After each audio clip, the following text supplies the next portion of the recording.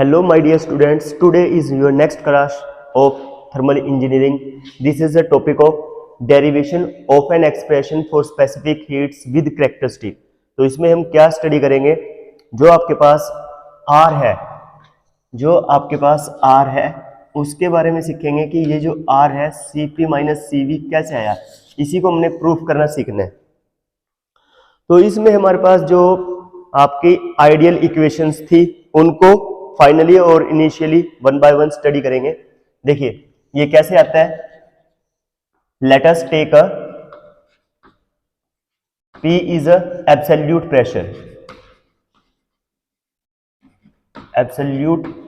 Pressure of a gas. T1 is a initial temperature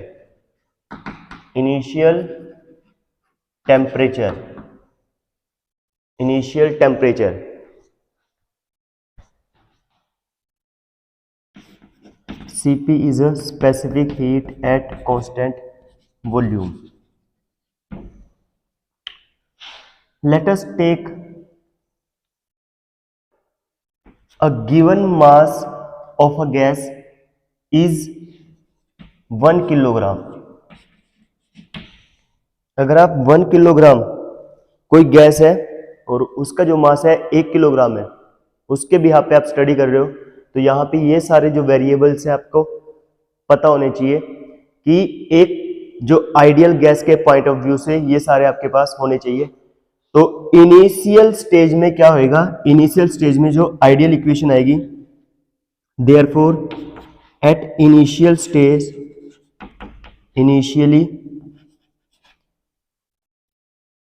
ideal gas equation is equal to PV is equal to MRT। Initial stage पे आप study कर रहे हो तो ये आएगी इनिशियल स्टेज पे T1, लेकिन यहां पे क्या है, मास कंसिडर किया आपने, unit mass is a unit mass of a gas. Therefore mass की जो वैल्यू होगी वो 1 किलो, यूनिट का मतलब होता है 1 किलोग्राम। ठीक है, तो आपके पास जो PV is equal to MRT ये कन्वर्ट हो जाएगी PV1 is equal to RT की फॉर्म में। तो ये आएगी आपकी equation first. Finally after adding heat ideal gas equation PV2 is equal to RT2, ये equation number second.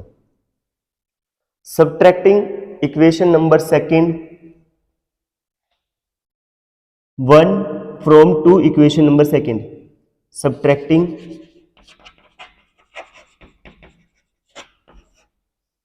Equation 1 from equation second we get, अगर इक्वेशन सेकेंड में से इक्वेशन फर्स्ट को आप सब्ट्रैक्ट करोगे तो PV2 minus PV1 is equal to RT2 minus RT1, हाँ है ना। तो आपके पास P कॉमन आ जाएगा और वॉल्यूम के बीच में जो डिफरेंस होएगा वो आपके पास होगा। यहाँ से R कॉमन आ जाएगा, टेम्परेचर के बीच में जो डिफरेंस होएगा वो आपके पास यहाँ पे इस फॉर्म में आ जाएगा। क्लियर है। अब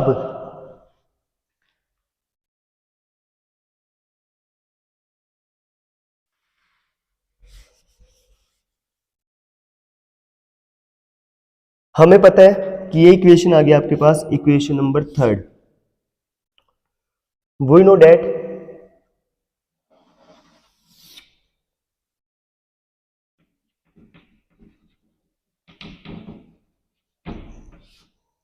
work done by the gas कितना होता है वर्क डन, ये आपके पास work done by the gas. और यही किसके इक्विवेलेंट है, यही इक्विवेलेंट है इन इक्वेशन ऑफ थर्ड में pressure into change in volume, किसकी इक्विवेलेंट है, R into change in temperature. यानी ये इसके इक्वल आ जाएगा। फ्रॉम इक्वेशन थर्ड से ये जो मेरे पास वर्क डन आया है वो किसके इक्विवेलेंट है, वो इसके इक्विवेलेंट है। Change in internal energy, change in internal energy में कितना चेंज आया, we know that change in internal energy is equal to mCV into dt. Here is a 1 kilogram, mass is a 1 kilogram और dt क्या है, dt है change in temperature. तो ये convert हो जाएगा m वैल्यू 1, cv कितना चेंज आया है टेम्परेचर में, तो वो final temperature minus initial temperature T2 minus T1। And similarly total heat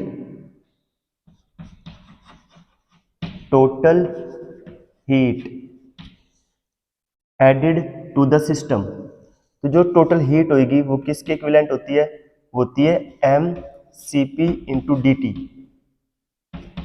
लेकिन आम मास की वैल्यू क्या है, एक यूनिट है तो 1 इंटू Cp, और कितना चेंज आया, ये आपके पास चेंज आ रहा है टेम्परेचर में। All values, this one and this one, all values of work done, change in internal energy and heat put in equation third. जैसे ही आप इक्वेशन थर्ड में ये सारी वैल्यू पुट करते हो,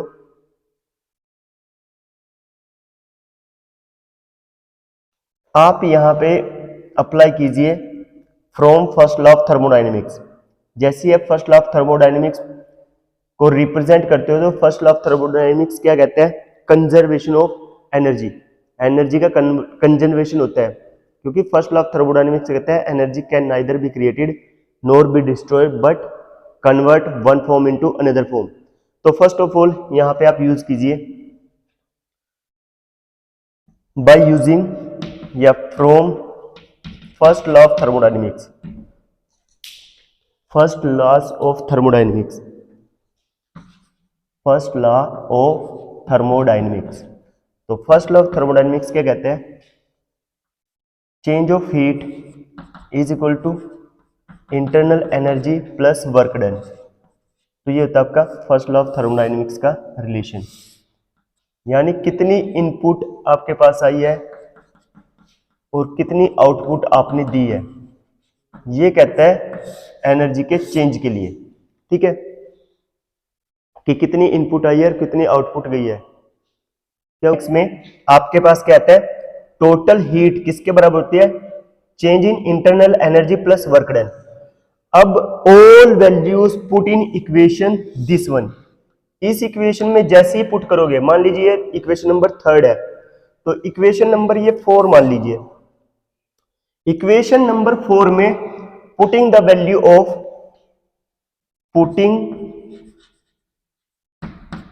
the values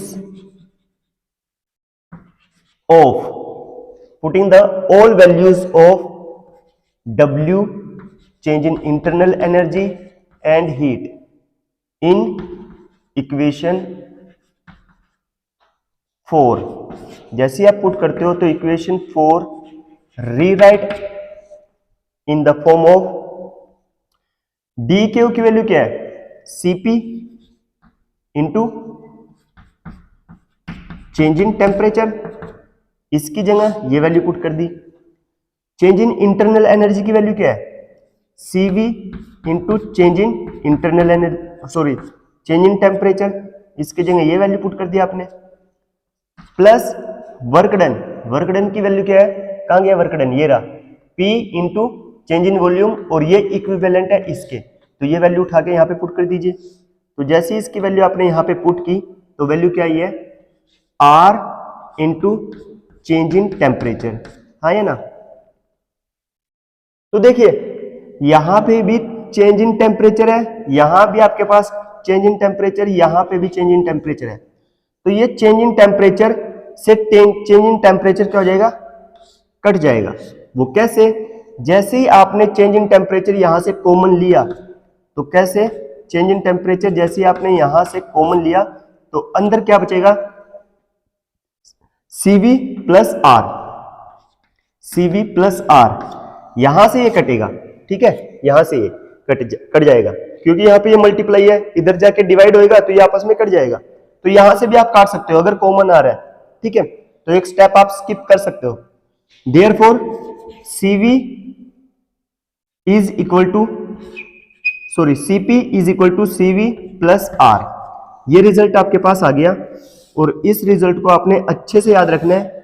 कल एग्जामिनर इसी के ऊपर ऐसे लिख सकता है कि प्रूफ कीजिए, proof that CP minus CV को आपने प्रूफ करना है, तो आपको रिलेशन आता होगा तभी आप कर पाओगे ना। तो यहां से आपके पास जो R आता है वो आता है CP माइनस CV, हाँ है ना, तो ये एक रिलेशन है, ये आपने याद रखना है। अब अगर आप, हमने लास्ट टाइम डिस्कस किया था, अगर दोनों स्पेसिफिक हीट्स की आप रेशो निकालते हो तो वो रेशो क्या कहलाती है, adiabatic index. But we also know that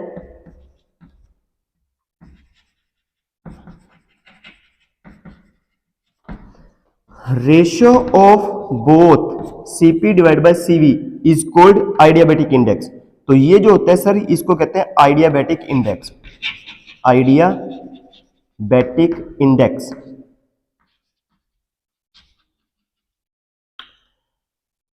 और इसकी जो वैल्यू होती है, इसकी वैल्यू होती है आपके पास always greater than unity, always greater than unity. तो इसकी जो वैल्यू आएगी 1.4 आएगी, always greater than unity, its value always greater than unity, यानी 1 से हमेशा ज्यादा होगी, ठीक है। अगर इस इक्वेशन में से आप CV कॉमन लेते हो, अगर इस इक्वेशन में से आप CV कॉमन लेते हो तो यहां पे CV, यहां पे क्या बचेगा, CP divide by CV minus 1, this is R। CP divide by CV is that adiabatic index, तो यहां पे आप पुट कर सकते हो, तो ये इस फॉर्म में भी आपके पास आ जाएगा, this one is equal to R। तो ये भी एक रिलेशनशिप आपके पास आता है, ठीक है, तो आपने ये याद रखना है। और क्या निकाल सकते हो आप, यहां से CV की वैल्यू निकाल सकते हो, अनदर फॉर्म CV क्या होगा, R divide by lambda minus 1, ऐसे भी आप इसको रिप्रेजेंट कर सकते हो। और कैसे रिप्रेजेंट कर सकते हो, अगर आप R की वैल्यू पुट करो तो R की वैल्यू क्या होती है, R की वैल्यू होती है sir universal gas constant divide by molecular weight. यहां से अगर R की वैल्यू पुट करते हो, अगर R की वैल्यू इसमें पुट करते हो तो ये इक्वेशन इस प्रकार से भी लिखी जा सकती है, CV is equal to R, R की वैल्यू क्या है, RU divide by M into this one, तो इसको इस प्रकार से भी लिख सकते हो। ये जो सारी की सारी कन्वर्जन है, हेल्प करेगी आपके पास जब आप न्यूमेरिकल सॉल्व कर रहे होंगे, ठीक है, तो ये सारी आपके पास कन्वर्जन्स होती हैं जो आपकी हेल्प करती हैं। इसी इक्वेशन को आप यहां से भी निकाल सकते हो कि भाई R की वैल्यू यहां पे पुट करके RU डिवाइड बाई M यहां से पुट कर सकते हो, तो एनी वन फॉर्म, किसी भी प्रकार की फॉर्म हो, यहां से आप इसको निकाल सकते हो। बेसिक तो आपके पास ये है, ये चीज है, ठीक है। अगर कोई डाउट है तो आप बता सकते हो, नहीं तो आगे मूव ऑन करते हैं। हाँ जी, हाँ वो तो ठीक है, पूछना कुछ पूछ लो फिर इसमें ही, हाँ पूछ लो, कोई चक्कर नहीं है। अगर CP और CV, गुड। देखिए specific heat at constant volume, जो specific heat at constant volume होती है, ये डिफरेंट डिफरेंट गैसेस के लिए डिफरेंट डिफरेंट ही होती है, ठीक है।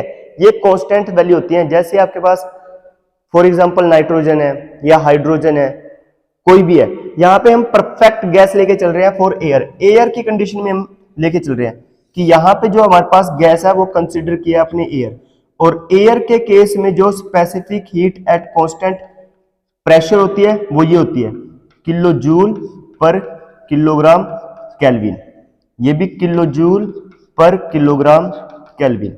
ठीक है, तो ये अगर एयर आपने एक गैस कंसिडर की है, यहां पे एयर आपने एक गैस कंसिडर की है, तो एयर की फॉर्म में जो आपके पास सीपी की वैल्यू होती है वो ये होती है, सीवी की वैल्यू ये होती है। ठीक है, इन दोनों को आप जैसे आप डिवाइड करोगे तो अप्रोक्स 1.4 आएगा, जो कि हमेशा एक से ज्यादा ही है। तो कल पूछ लिया जाएगा what is the value of adiabatic index, greater than unity, less than unity, equal to unity और नन ऑफ दिस। तो जो अब आपको पता होगा तभी तो आप उसको टैकल कर पाओगे, हाँ या ना, कर पाओगे ना। अब एक और होता है जो ये चीज है ग्रेटर देन 1, ये सिर्फ और सिर्फ आपको याद रखने का ही एक तरीका है कि भाई ये 1 कहां से आया है। कहते हैं ना वहां पे यूनिट लिखा होगा तो यूनिटी का मतलब होगा 1। ठीक है, और कोई डाउट हो तो बताओ। तो नेक्स्ट टॉपिक पे मूव ऑन करते हैं। नेक्स्ट टॉपिक है आपका,